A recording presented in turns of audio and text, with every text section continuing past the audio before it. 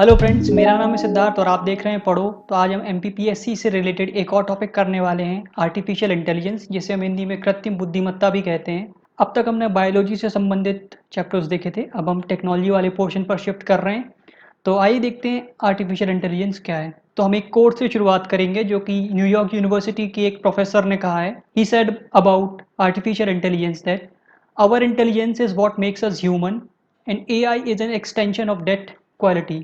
सो ये कहना यह चाहते हैं कि हम ह्यूमन हैं क्योंकि हम इंटेलिजेंट हैं। इसी प्रकार मशीन का काम है मैकेनिकल टास्क को परफॉर्म करना, और अगर उनमें भी कोई और क्वालिटीज़ ऐड करते हैं उसे एआई कहा जाता है। So we will start with artificial intelligence now. So let us understand what artificial intelligence is all about का हम सबसे पहले आर्टिफिशियल इंटेलिजेंस का एक विवरण देखते हैं, उसे परिभाषित करने का प्रयास करते हैं। So what do you mean bye artificial intelligence? AI refers to the ability of machines to perform certain cognitive task। cognitive task मतलब जैसे कि humans perform करते हैं, like thinking, perceiving, learning, problem solving, decision making, ये सारे cognitive task कहलाते हैं। And when machine are able to perform these task, that quality of machine is referred to as artificial intelligence. तो अब इसे हिंदी में भी देखते हैं। एक मशीन में जब सोचने समझने और निर्णय लेने की क्षमता विकसित हो जाती है तो उसे आर्टिफिशियल इंटेलिजेंस कहा जाता है। यह टर्म जो है 1956 में 1956 में जॉन मैकार्थी ने कॉइन किया था। 1956 मेंशन करना इसलिए यहाँ पर इंपॉर्टेंट है क्योंकि देखिए, कोई भी टेक्नोलॉजी, चाहे वो स्पेस से रिलेटेड हो, डिफेंस से रिलेटेड हो या कोई और साइंटिफिक रिसर्च हो, वो एकदम से नहीं आती है। उसको मेन स्ट्रीम होने में ईयर्स ऑफ रिसर्च लगती है। So in that sense artificial intelligence as a concept was already in existence in our world. And basically artificial intelligence is nothing but mimicking human intelligence. जैसा humans करते हैं वैसा ही mimic करना machine के द्वारा is basically artificial intelligence. Moving further, अब हम देखते हैं कि हमारे डे टू डे लाइफ में आर्टिफिशियल इंटेलिजेंस के हम क्या क्या एप्लीकेशंस देखते हैं, हम उनको कैसे एनकाउंटर करते हैं अपने डे टू डे लाइफ में। तो आप देखिए, अगर आप सेल फोन यूज़ करते हैं या कोई भी डिजिटल असिस्टेंट को यूज़ करते हैं, जैसे Google assistant, Siri for iPhone, Alexa, ये सारे के सारे हमारे डे टू डे लाइफ में आर्टिफिशियल इंटेलिजेंस के एग्जांपल्स हैं। हम इन्हें रोज़ एनकाउंटर करते हैं। ऐसा ही एक एग्जांपल है सेल्फ ड्राइविंग कार। आपने देखा होगा कि बहुत सारी कंपनीज अब सेल्फ ड्राइविंग कार्स को टेस्ट करना शुरू कर दिया है। कुछ लोगों ने तो इसे लॉन्च करने का भी प्लान कर लिया है। In the same way smart cities में भी हम आर्टिफिशियल इंटेलिजेंस का बहुत सारा उपयोग देख रहे हैं। उदाहरण के तौर पर traffic management, law and order management, ये सारे के सारे स्मार्ट सिटीज़ में आर्टिफिशियल इंटेलिजेंस के कॉन्सेप्ट को यूज़ करते हैं। इसके अलावा facial recognition, this utility is gaining importance day by day. DGCA ने रिसेंटली एयरपोर्ट्स पर फेशियल रिकॉग्निशन टेक्नोलॉजी का यूज़ करने के लिए सर्कुलर जारी किया था। इसी तरह हम अपने सेल फोन को अनलॉक करने के लिए और भी बहुत सारे सिक्योर्ड प्रोसीजर को कैरी आउट करने के लिए फेशियल रिकॉग्निशन, जो कि आर्टिफिशियल इंटेलिजेंस का ही एक यूटिलिटी है, एप्लीकेशन है, उसका यूज़ करते हैं। Now we will see health care services में आर्टिफिशियल इंटेलिजेंस को किस प्रकार से यूज़ किया जा सकता है या किया जा रहा है। तो देखिए, personalised health tips.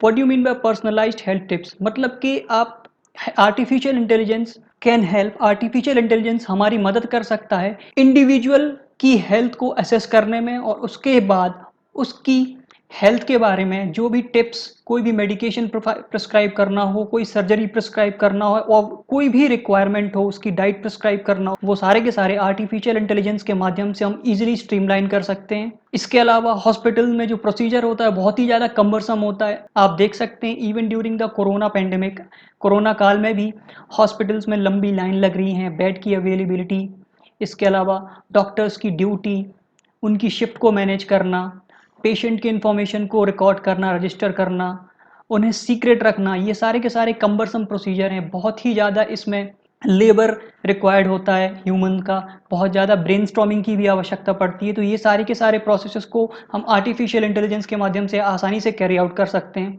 Rural areas में हम प्रॉपर हेल्थ केयर सिस्टम को दे सकते हैं। बेसिकली स्मार्ट मेडिकल एड हम प्रोवाइड कर सकते हैं टू रूरल एरियाज़, और कोई भी रिमोट लोकेशन जहाँ पर इंफ्रास्ट्रक्चर उतना डेवलप्ड नहीं है, जहाँ पर कम्युनिकेशन टेक्नोलॉजी उतनी डेवलप्ड नहीं है, या जहाँ पर हेल्थ केयर सिस्टम इतना ज़्यादा मैच्योर्ड नहीं है कि वहाँ के डिमांड्स को वो केटर कर सके, वहाँ पर हम आर्टिफिशियल इंटेलिजेंस का यूज़ कर सकते हैं। We will now look the application of artificial intelligence in businesses and industries. तो जो सबसे बेसिक एग्जांपल है, जो सबसे फेमस एग्जांपल वो है चैटबॉट्स का। Basically chatbots are used increasingly by various companies. They are replying to their customers, they are replying to their clients with the help of these chatbots. So in that sense they can better their customer services. एक और बहुत ही ज़्यादा important और revolutionary idea जो businessman use कर सकते हैं वो है रोबोटिक्स का for the automation in their industry. इससे ओवरऑल प्रोडक्शन बढ़ेगा, प्रोडक्टिविटी भी बढ़ेगी।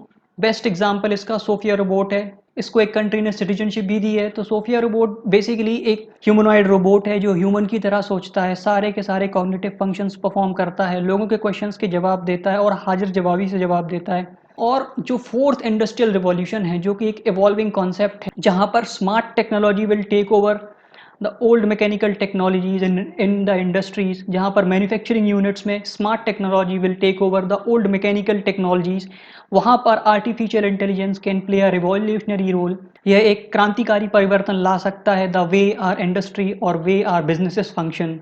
ऐसे ही अगर एग्रीकल्चरल सेक्टर में हम देखें तो यहाँ पर आर्टिफिशियल इंटेलिजेंस फार्म सेक्टर में मॉडलिंग में बहुत ही प्रॉफिटेबली इसको यूज़ किया जा सकता है। प्रिडिक्शन एडवाइजरीज इशू की जा सकती हैं फार्मर्स को, सर्वे में और एनालिसिस करने में जो फार्म का डेटा है या एग्रीकल्चरल सिनेरियो है उसका एनालिसिस करने में, उसका सर्वे करने में आर्टिफिशियल इंटेलिजेंस यूज़ किया जा सकता है। और उसके बाद फिर जो भी रिसोर्सेज हैं उनका ऑप्टिमम यूटिलाइजेशन के लिए पॉलिसी बनाई जा सकती है या सजेशंस दिए जा सकते हैं। What do you mean by optimum utilisation of resources? तो ऑप्टिमम यूटिलाइजेशन ऑफ रिसोर्सेज से हम समझते हैं कि किस प्रकार से हम पानी का सदुपयोग कर सकते हैं खेतों में, किस प्रकार से हम पेस्टिसाइड्स, वीडीसाइड्स इन चीज़ों का प्रयोग कर सकते हैं, किस प्रकार से फार्मर्स सॉइल हेल्थ को मेंटेन कर सकते हैं। तो ये सारे के सारे जो प्रोसेसेस हैं वो आर्टिफिशियल इंटेलिजेंस से बहुत ही ईजिली और बहुत ही सिस्टमेटिकली परफॉर्म किए जा सकते हैं without redundancy, without duplication of data. Now the most important aspect of artificial intelligence is in the field of governance. तो गवर्नेंस के क्षेत्र में आर्टिफिशियल इंटेलिजेंस का एक अपना ही महत्व है। आर्टिफिशियल इंटेलिजेंस बहुत सारे जो गवर्नेंस के ऑब्जेक्टिव्स हैं उनको कैरी आउट करने में, उनको अचीव करने में एक बहुत ही सकारात्मक रोल प्ले करता है। ये ऑब्जेक्टिव्स हो सकते हैं सिटीजन्स को एंगेज करना in the process of governance so that the governance mechanism overall बहुत ही रिस्पॉन्सिव हो, two way communication between the citizens and the government authorities and the government authorities and citizens.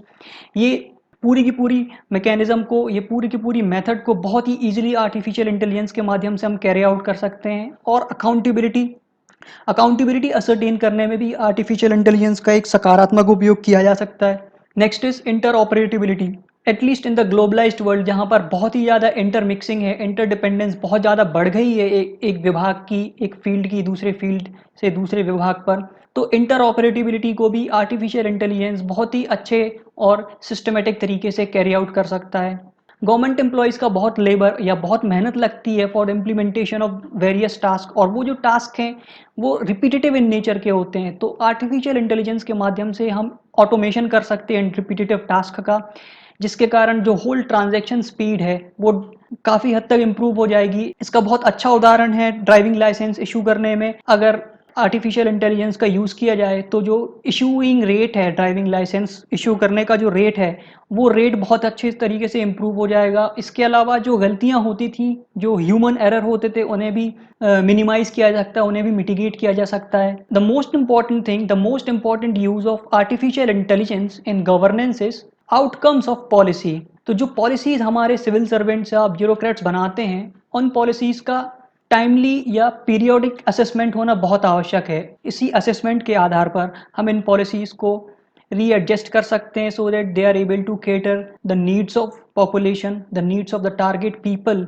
More comprehensively and in a better way. Cyber security और disaster management के field में भी artificial intelligence का बहुत उपयोग है। Disaster management की field में जो मॉडलिंग होती है किसी भी डिजास्टर की या उसके इम्पैक्ट को असेस करने की जो भी प्रक्रिया होती है, वो पूरी की पूरी प्रोसेस को आर्टिफिशियल इंटेलिजेंस कम समय में, कम लेबर लगाते हुए और बहुत ही एक्यूरेसी के साथ काम किया जा सकता है। At the same time cyber security, यहाँ पर डेटा प्राइवेसी एक बहुत बड़ा कंसर्न है। जो साइबर फ्रॉड्स हो रहे हैं, हैकिंग, इन सारी इंसिडेंट्स को भी आर्टिफिशियल इंटेलिजेंस के माध्यम से बहुत हद तक मिनिमाइज किया जा सकता है। कुछ एग्जाम्पल हम देख लेते हैं रियल टाइम लाइफ में जो हमने अपने लाइफ में ऑलरेडी एनकाउंटर करने शुरू कर दिए हैं। बेस्ट एग्जांपल है, बहुत सारे इंटरलिंक्ड कैमरास पब्लिक प्लेसेस में, रोड्स पर फिट कर दिए गए हैं गवर्नमेंट के द्वारा, जिसके कारण theft and tracking of criminal has become easy. At the same time vehicles को इस प्रकार से मैन्युफैक्चर किया जा रहा है जिससे उसमें इनबिल्ट जीपीएस हो या वॉइस असिस्टेंट हो, जिसके कारण ट्रैफिक की प्लानिंग की जा सकती है और हम रोड एक्सीडेंट अवॉइड कर सकते हैं through pre planning. Energy sector में यहाँ पर आर्टिफिशियल इंटेलिजेंस को यूज किया जा सकता है for optimising and predicting the energy utilisation by developing generation and balanced energy usage intelligent machines. अब हम देखते हैं आर्टिफिशियल इंटेलिजेंस के टाइप्स क्या हैं। तो बेसिकली आर्टिफिशियल इंटेलिजेंस के हम 3 टाइप्स को देखते हैं, समझते हैं। इन 3 टाइप्स को आप 3 जनरेशन भी समझ सकते हो। पहला होता है नैरो इंटेलिजेंस, दूसरा होता है जनरल आर्टिफिशियल इंटेलिजेंस और तीसरा होता है आर्टिफिशियल सुपर इंटेलिजेंस या सुपर आर्टिफिशियल इंटेलिजेंस। तो हम एक एक करके अब इन तीनों को देखते हैं। ये तीनों प्रकार भी हो सकते हैं या 3 जनरेशंस भी आप इन्हें आर्टिफिशियल इंटेलिजेंस की कह सकते हैं। तो सबसे पहले हम देखते हैं नैरो इंटेलिजेंस क्या है। देखिए, नैरो इंटेलिजेंस में जो मशीन होती है, it is able to perform certain function based on certain instruction which are given to it in the form of input. तो मशीन्स को कुछ इंस्ट्रक्शन दिए जाते हैं और उन इंस्ट्रक्शंस को फॉलो करते हुए मशीन अपना फंक्शन परफॉर्म कर सकता है, वो कॉग्निटिव तरीके से बिहेव कर सकता है। इस प्रकार के आर्टिफिशियल इंटेलिजेंस में जो मशीन होती है उसमें कोई भी इंडिविजुअल थिंकिंग एबिलिटी नहीं होती है। वो जो भी कॉग्निटिव टास्क परफॉर्म करेंगे, they all will be pre configured in it. उसमें सारे के सारे प्री कॉन्फ़िगर्ड होंगे और उन्हीं सेट ऑफ इंस्ट्रक्शंस को फॉलो करते हुए वो अपने सारे के सारे फंक्शंस परफॉर्म करेगा। और इसी प्रॉपर्टी के कारण इसे वीक आर्टिफिशियल इंटेलिजेंस कहते हैं, because it does not have any individual thinking ability. Moving further, अब हम देखते हैं जनरल आर्टिफिशियल इंटेलिजेंस क्या होता है। तो ये थोड़ा नैरो आर्टिफिशियल इंटेलिजेंस से इम्प्रूव्ड वर्जन है। यहाँ पे machines are made as smart as humans. यहाँ पर मशीन्स को ह्यूमंस मतलब इंसानों की तरह सोचने की जैसा बनाया जा सकता है। और इस प्रकार के आर्टिफिशियल इंटेलिजेंस में जो मशीन्स होती हैं उनमें इंडिविजुअल थिंकिंग एबिलिटी होती है। यह प्रॉपर्टी हमें नैरो आर्टिफिशियल इंटेलिजेंस में नहीं मिली थी, जबकि जो जनरल आर्टिफिशियल इंटेलिजेंस है उसमें एक बहुत ही इंपॉर्टेंट प्रॉपर्टी होती है कि it is able to think independently. और यह जो टेक्नोलॉजी है, यह जो जनरल आर्टिफिशियल इंटेलिजेंस है, इसका अब जो प्रेजेंट टाइम है उसमें बहुत ही ज़्यादा उपयोग बढ़ गया है। इसके कारण जो आर्टिफिशियल इंटेलिजेंस के एथिक्स हैं, वेदर अ पर्टिकुलर फंक्शन, क्या किसी पर्टिकुलर फंक्शन को परफॉर्म करने के लिए हमें आर्टिफिशियली इंटेलिजेंट मशीन की आवश्यकता है भी या नहीं, क्या आर्टिफिशियल इंटेलिजेंस ह्यूमन इंटेलिजेंस को कंप्लीटली रिप्लेस कर देगी, ये बहुत सारे कंसर्न्स इस टेक्नोलॉजी ने रेज किए हैं। The next one is super intelligence. तो देखिए, ये एक फ्यूचरिस्टिक टेक्नोलॉजी है जहां पे जो मशीन्स होंगी they will completely exceed the human. जहां पर the machines will be completely better than humans, वो ह्यूमंस को हर मायने में एक्सीड कर जाएंगी। उनके पास इंप्रूव्ड थिंकिंग एबिलिटीज होंगी, वो ह्यूमन से बेहतर सोच सकती हैं। क्योंकि ये ह्यूमन से बेहतर होंगी इसलिए सुपर इंटेलिजेंस कहा गया है। उनका जो इंटेलेक्ट है वो बहुत ही ज्यादा स्मार्ट होगा as compare to human brains. Now, we will also look at few related concepts which are associated with artificial intelligence. अब हम artificial intelligence से associated 2 और concept देखेंगे। तो सबसे पहले हमें यह समझने की आवश्यकता है कि जो artificially intelligent machines हैं वो बनती कैसे हैं। वो बनती हैं जब उसमें डेटा को फीड किया जाता है, एल्गोरिथमिकली इसमें डेटा फीड किया जाता है, जिसके बाद ये जो मशीन्स हैं इनमें थिंकिंग एबिलिटी डेवलप होती हैं और ये समय समय पर इवॉल्व भी होती रहती हैं। तो हम कह सकते हैं data as a fuel for artificial based application. अब आर्टिफिशियल इंटेलिजेंस बेस्ड एप्लीकेशन के लिए हमें बहुत सारा ट्रेनिंग डेटा रिक्वायर्ड होता है। बहुत सारा डेटा हमें इन मशीन्स को ट्रेन करने के लिए ज़रूरत पड़ती है। यह एक इम्पॉर्टेंट पॉइंट है जिसके अगेंस्ट बहुत सारे लोग बोलते हैं। For example Elon Musk, Stephen Hawking, इन लोगों का कहना है कि क्योंकि आर्टिफिशियल इंटेलिजेंस में बहुत सारा ट्रेनिंग डेटा रिक्वायर्ड होता है और किसी भी तरीके से मशीन को ट्रेन करके कोई भी प्रकार का कॉग्निटिव टास्क परफॉर्म करवाया जा सकता है, इसीलिए ये एक ह्यूमन सिविलाइजेशन के लिए एग्जिस्टेंशियल थ्रेट है। तो अब हम ये देखते हैं कि बिल्डिंग ब्लॉक्स यानी कि आर्टिफिशियल इंटेलिजेंस के बिल्डिंग ब्लॉक्स क्या हैं, वो कौन से तरीके होते हैं जिसके कारण एक normal machine artificially intelligent machine बन जाती है। पहला कॉन्सेप्ट है मशीन लर्निंग का।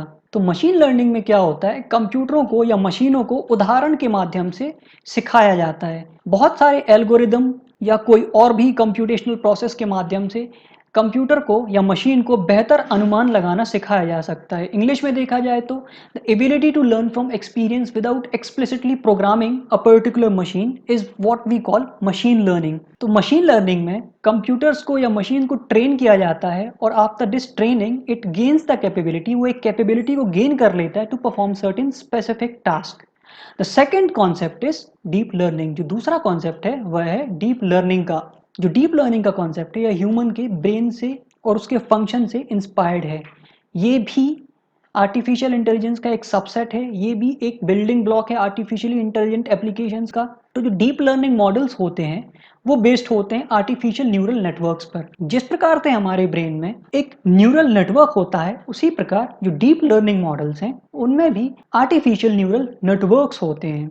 लेकिन हमारी ह्यूमन ब्रेन या बायोलॉजिकल ब्रेन से भिन्न इन न्यूरल नेटवर्क्स में, यानी कि आर्टिफिशियल न्यूरल नेटवर्क्स में डिस्क्रीट लेयर्स, कनेक्शंस या डायरेक्शंस ऑफ डेटा प्रोपगेशन होता है। जो आर्टिफिशियल न्यूरल नेटवर्क होते हैं ये डिस्क्रीटली परफॉर्म करते हैं, ये इंडिविजुअली परफॉर्म करते हैं और लेयर के फॉर्म में परफॉर्म करते हैं। फॉर एग्जाम्पल, इसका बेस्ट एग्जाम्पल है कि आप किसी भी फोटोग्राफ को अगर इवन 1000 पीसेस में भी तोड़कर इसके सामने प्रेजेंट करेंगे तो इसमें जो डिस्क्रीट लेयर्स होती हैं, डिस्क्रीट का मतलब होता है इंडिविजुअल, इसमें जो इंडिविजुअल लेयर्स होती हैं वो लेयर्स प्रोग्रेसिवली इस तस्वीर के अलग अलग टुकड़ों को एनालाइज करेंगी और एनालाइज करने के बाद अपना डिफरेंट डिफरेंट आउटपुट देगी और जो फाइनल आउटपुट होगा उस आउटपुट के माध्यम से उस इमेज को दोबारा जोड़ा जा सकता है। So friends, this is all about artificial intelligence. हमारे आर्टिफिशियल इंटेलिजेंस टॉपिक जो एमपीपीएससी मेंस के लिए एक बहुत ही ज़्यादा प्रोस्पेक्टिव टॉपिक बन गया है। न्यू सिलेबस में इसे एक्सप्लिसिटली मेंशनड ही है और जो ओल्ड सिलेबस है उसमें भी ये एक बहुत ही ज़्यादा प्रोबेबल टॉपिक है, उसे आज हमने कंप्लीट किया है।